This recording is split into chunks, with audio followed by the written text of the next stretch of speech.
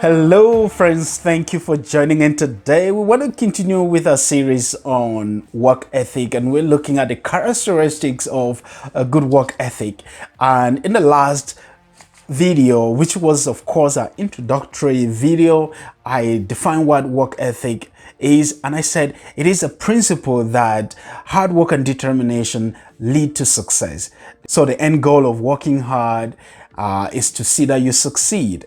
And we said that work ethic is the one thing that employers are always looking for in potential employees. And if you go into an interview demonstrating that you have a good work ethic, it sets you apart from other candidates and increases your chances of being employed. So that's why we're dedicating time to talk about this very crucial subject, work ethic. And today we want to continue with these characteristics, and we're going to talk about the sixth one, which is being focused. Being focused means that you have your mind on the goal. You have your mind on your objectives, on the responsibilities that are before you. You're someone who is very poised, so to speak. So you're always concentrating on what is important, what will bring success to you as an individual, and what will bring success to the company. So you have your mind and your eyes on the goal, and you're not taking your mind and your eyes off the goal. So you are driven, you are, chasing your success, and you can see it, you can reach out and you can grab it. So you are very determined, you are very, passionate about delivering your results, getting good results. And part of being focused is that you are able to prioritize your work and get the most important things done first. You're not easily distracted, because today there are a lot of things to distract us, even at the workplace. There is social media, and there are those external and even internal distractions that occur at work. But if you're someone who's focused, it means that you can be able to deal with those distractions and remain focused and get your job done. And let's move on to talk about characteristic number 7 of a very good work ethic, which is that you have to be responsible. Responsibility is something that every person, every worker must demonstrate. You have to show that you care about the people you work with. You're not reckless in the way you treat people. You're not reckless in the way you treat or handle your tasks. You're not reckless in the way you do things. You're responsible. You value people, you value relationships, you value your assignment, and that you are doing things in a lawful way. You're not breaking the law. In the process of getting your job done, you are law abiding, you are policy abiding, because every company has a policy. You are sticking with the policy. That is a sign of a very good work ethic. And responsible workers, they don't always make excuses and pull the weight. They are people that their co-workers can count on. They can, depend on them to get things done, that they would contribute their fair share. They're never pushing things in the back burner. They're always getting things done. They're not procrastinating. They are on top of their game. And moving forward, let's talk about being professional. Professionalism is very important. I think it kind of encompasses all the other points we've been talking about. And it means that you are someone who is ethical. You're someone who upholds ethical standards. You don't take things too personal. You don't allow what people say to affect how you do your work. You don't take people's comments or people's perceptions personally. You don't allow those to interfere with your work.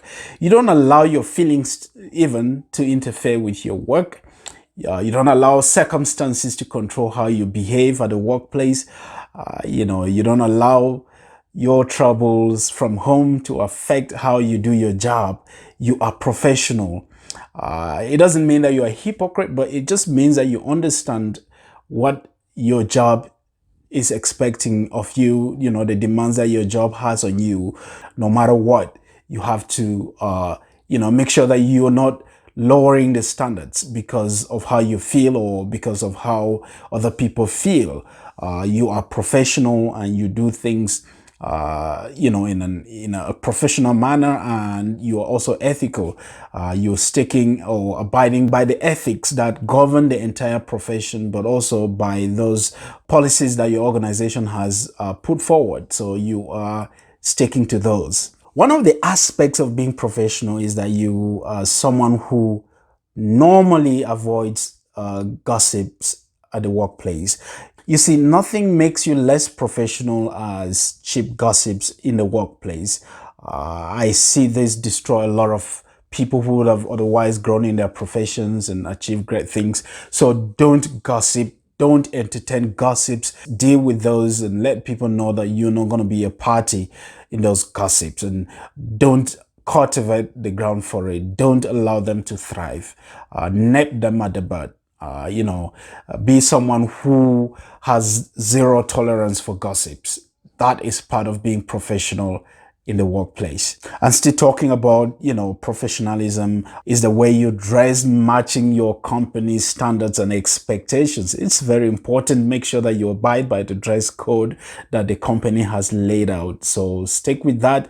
And of course, do your very best to be seen as someone who's professional. The next characteristic of a good work ethic is honesty. You have to be honest if you have a good work ethic. So honesty is very important. Mean what you say and say what you mean. That is what I'm talking about here. It's very crucial. It's important to be someone who can be trusted. As an employee, if you're going to be trusted by your employer, then you have to be honest. This one has been like a roadblock to so many people I've come across. They have everything, but the one thing that is lacking is honesty, be it in the private or in the public sector. This is the one that is pulling down so many people. So make sure that you are honest, that people can count on your word, that you're not hiding things. So make sure that you are a person of integrity. You don't simply trade your values maybe for money or for material things, but you are someone that people can respect and people can rely on to lead by example. So be a man of your word, be a man of your own actions. You take responsibility for your actions, responsibility for your for the things that you do generally. So have nothing to hide. So who you are in the dark should be who you are in the daylight. So whether someone is seeing you or not, you are the same person. You're not faking yourself. You're not hiding in the back and stealing company resources, company time, and stuff like that. So be someone who is honest. One of the core values of many companies is honesty. I have looked across so many companies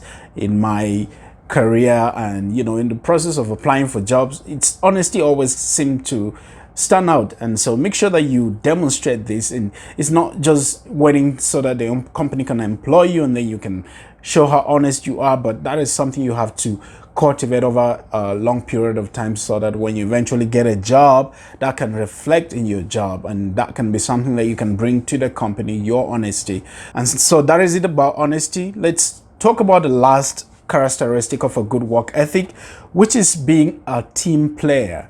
Remember, we started off by saying that you have to be self-motivated and as the first characteristic of a good work ethic, and we're ending up by talking about being a good team player. It means that in as much as you are someone who can work on yourself and deliver results independently, there comes a time that you have to demonstrate that you are a good team player, because you're not always going to get things done on your own.